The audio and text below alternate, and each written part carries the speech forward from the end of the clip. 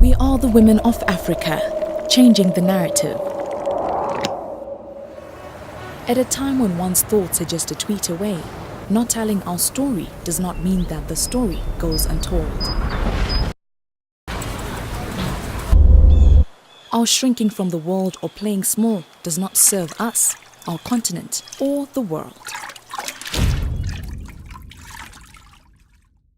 But gender equality should not just be spelled out in terms of the law.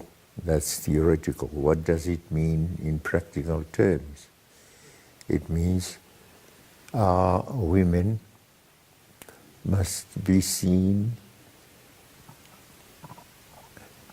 to hold posts that used to be to be regarded as posts for men, and to be paid equal salaries, whereas in the past they were being paid inferior salaries merely because they are women, even though they were doing the same jobs as men. Similarly, in terms of structures, governing structures, we had men dominating. We still have men dominating certain structures, but we now have women who have ascended, to levels of governance in those structures that previously were exclusively held by men. The status of the woman in Africa has definitely risen. We expect people from other parts of the world to come and tell us what is happening to us. We as Africans and African women have to tell our story. When we tell our stories, I think for me that's the lesson I have learned. But we have to provide the lead. We have to take ownership of that narrative. We have to take responsibility. And we have to let people know who we are, where we come from, and what are the progress that we have made. Our role on the continent cannot be underestimated or ignored.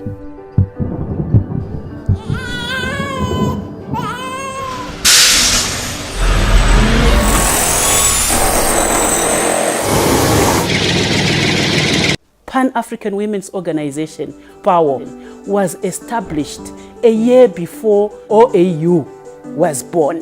So the women have been leading. The women have been trailblazers in Africa. But who knows about it? Who is talking about it? Not many people. So for me personally, I feel now is the time that we take our center stage as women and we make the world know our contribution to Africa and to development.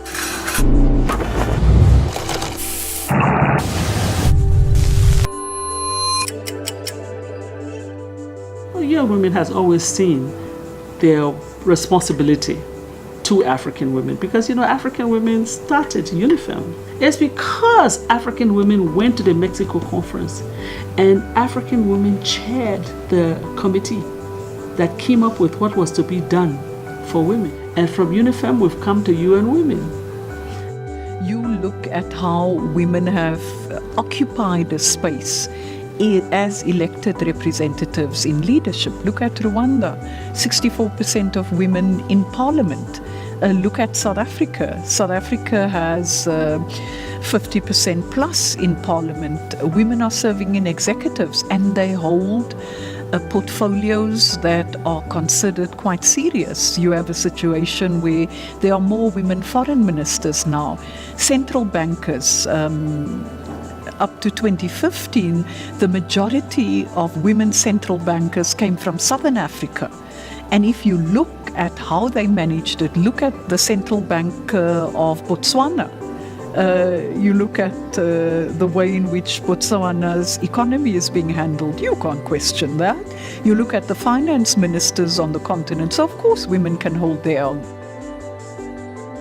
We are involved in every sphere of development, from politics, peacekeeping, business, agriculture, social development, education, the arts, and in many other fields, our representation in politics continues to grow as we actively participate in the governance of our continent. I consider myself lucky to have been appointed as a member of the 50 committee that drafted the Constitution in 2013. I think there is consensus that the article on women, Article 11 in the Constitution, is a big step forward. I'm a believer in the function of law and in the role of law in pushing society forward. So what's happened with the Constitution, I think, is that it has empowered women activists with a tool, with a very powerful weapon actually, to challenge state institutions when there is a violation. On ne peut pas continuer à se servir des femmes pendant les élections pour qu'elles puissent chanter et danser, pour qu'elles puissent mener campagne auprès des populations et qu'à l'arrivée, on ne puisse pas retrouver ces femmes. C'est un problème et je pense qu'il faut le résoudre. We are strong, skilled leaders who bring intrinsic value to outcomes on our continent. History bears evidence of our contribution to the world, and now is the time to come into our own and lead in telling our story. We need very serious mindset change in Africa across the board about many things. The first mindset change that has to take place is the mindset change that we are poor. There are institutions that have fed Africa consistently with that menu. Africa is poor. Africa is not poor. Africa is one of the richest continents in the world. The second mindset change we need in Africa is that we have to get women to accept to take power. We have been so indoctrinated about not being powerful and not taking power. We have to be willing to move into positions. We have to see vacancies where they exist and just slide into them. We have to go there.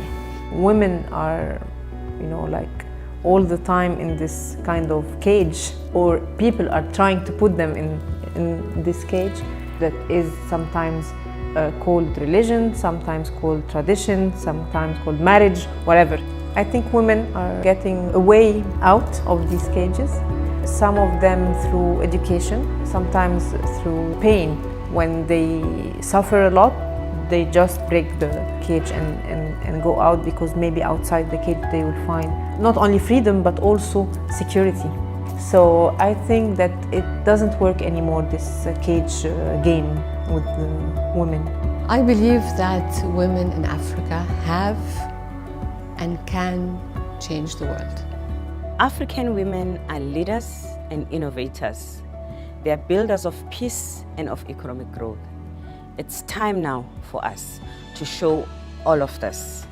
African leaders and the African Union Commission have shown their commitment to this cause by dedicating 2015 as the AU Year of Women's Empowerment and Development towards Agenda 2063.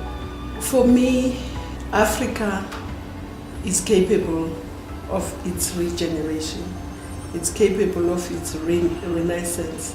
And I think it's possible. And I want to just say to all Africans, it's possible to create a prosperous Africa at peace with itself.